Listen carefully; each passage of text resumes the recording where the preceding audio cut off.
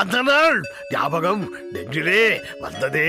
நண்பனே நண்பனே நண்பனே, இந்த நாள் அன்று போல் இன்பமாய் இல்லையே. அது ஏன் ஏன் நண்பனே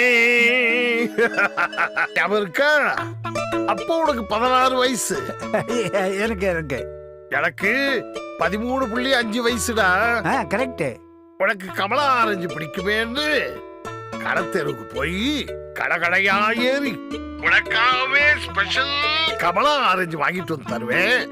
ஆனா நீ அந்த கமலா ஆரஞ்சு பழத்தை எடுத்துட்டு போய் நம்ம கணக்கு டீச்சர் கமலா பொண்ணு கிட்ட கொடுத்துட்டு